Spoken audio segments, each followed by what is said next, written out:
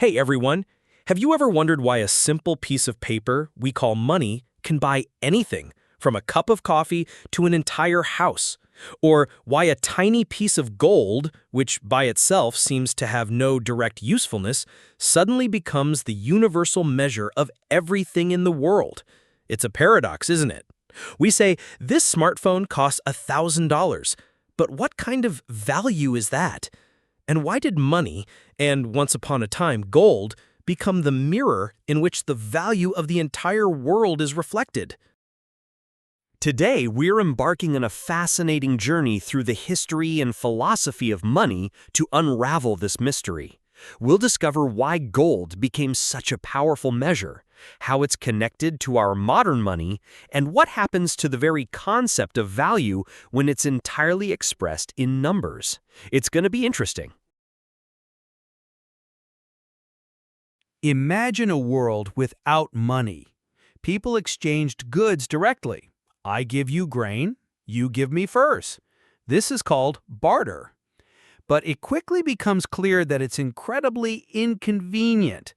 How do you exchange a cow for a bag of apples? How many apples is a cow worth? And what if I don't need apples, but an axe? You'd have to find someone who needs a cow and has an axe. Complicated, right?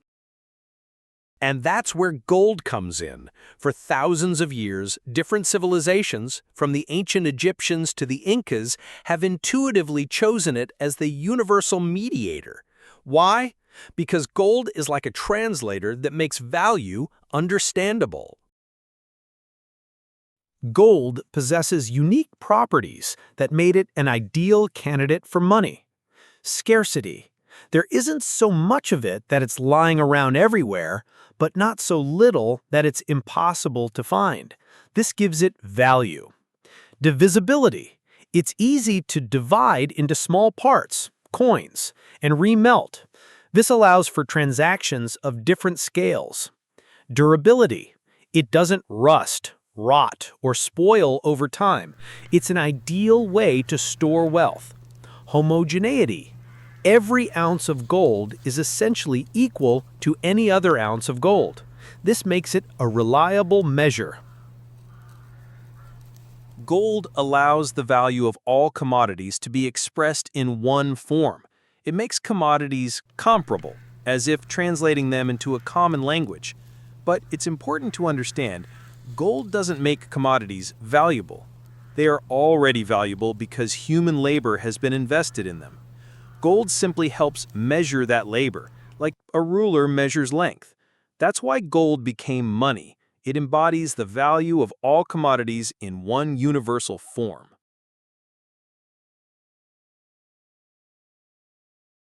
When we say a ton of iron is worth 2 ounces of gold, that's called the price.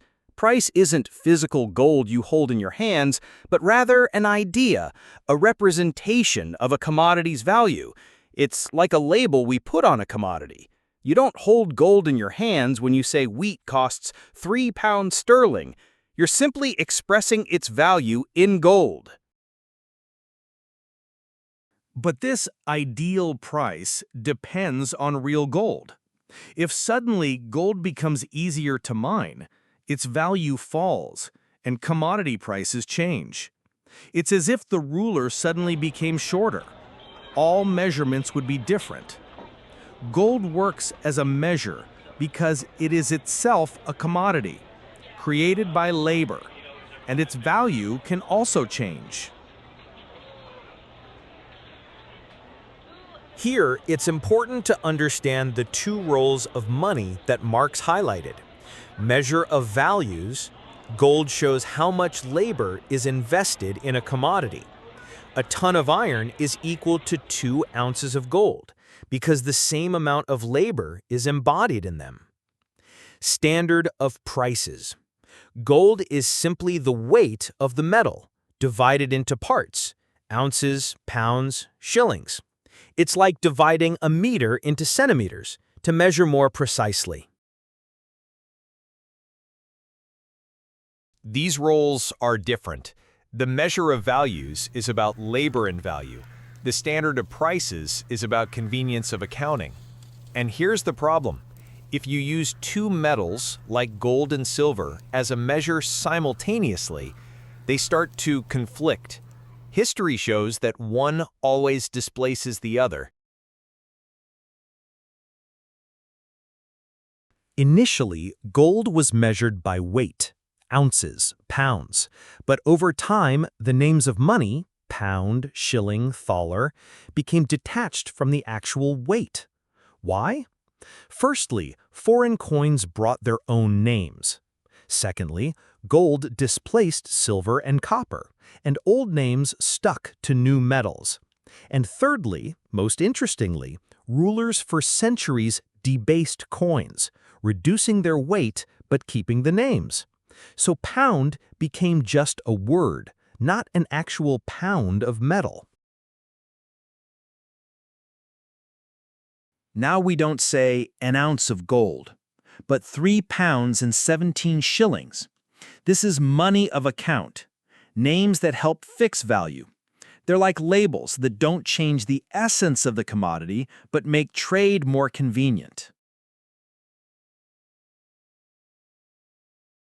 This process of detaching the name from the actual weight of gold paved the way for what we have today, fiat money.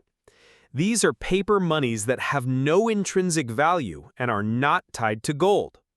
The state issues banknotes, for example, $1 or 100 euros, and compels everyone to accept them as money. They work because they reflect the laws of monetary circulation. They replace the amount of gold that the market actually needs. In the 20th century, most countries, including the US in 1971, finally abandoned the gold standard. Now our money is simply symbols that exist only in motion. They're like the shadow of gold, reflecting the value of commodities. But if too much of this paper money is issued, it floods the market and prices skyrocket. This is called inflation. And now we come to the most interesting part, the philosophical question. When you see a price, it seems that gold or money itself is valuable. But this is an illusion. Gold is simply a commodity chosen to measure labor. If we could measure value directly in hours of labor, everything would be simpler. But in the world of commodities, that's impossible. Each person's labor becomes general only through exchange, and gold is its mirror. This illusion gives rise to strange ideas. Some think that money is just signs, like paper banknotes, with no real value. Others think that gold is valuable in itself, regardless of labor. But the truth is, money is a commodity that reflects the labor hidden behind all commodities. What about the intangible? Can something like honor, friendship, or even land be measured by money? Marx noted that sometimes things that have no value in terms of embodied labor, like honor or land, acquire a price because they can be sold. It's like in mathematics. A number can be imaginary, but it still works within the system. Take the classic paradox. Why is water, which is vital, worth pennies, while diamonds, completely useless for survival, are worth millions? Because the value that money measures is not usefulness, but the amount of socially necessary labor invested in their extraction and processing. Extracting a diamond is much more difficult and costly than getting a glass of water. And how is the value of human labor measured? In the capitalist world, our labor itself becomes a commodity that we sell. Our salary is the price of our labor, which essentially reflects the cost of our reproduction, food, housing, clothing, and of course, supply and demand in the labor market. Money here is the language in which our labor is exchanged for other goods and services. So, gold became money because it conveniently measures value, that very labor invested in commodities. Prices are like a language through which commodities tell us about their value. But behind this language lies a reality, the labor of people that makes the world of commodities alive. Money is not just metal or paper. It's a complex social phenomenon that allows us to exchange, trade, and build civilization. It has become a universal key, unlocking access to any commodity, and a river that drives the entire market. But its power is fragile. It can slow down the market or cause a crisis if its flow is disrupted. And most importantly, it hides real human relationships from us, transforming them into relationships between things. Next time you see a price tag or hold a banknote, think it's not just a number or a piece of paper. It's a reflection of a huge amount of human labor hidden within the thing. It's part of a big, complex dance where money is the main conductor. And in your opinion, what is the most valuable thing that cannot be measured by money? Share your thoughts in the comments. Like the video if you found it interesting, and subscribe to the channel so you don't miss new videos. See you soon.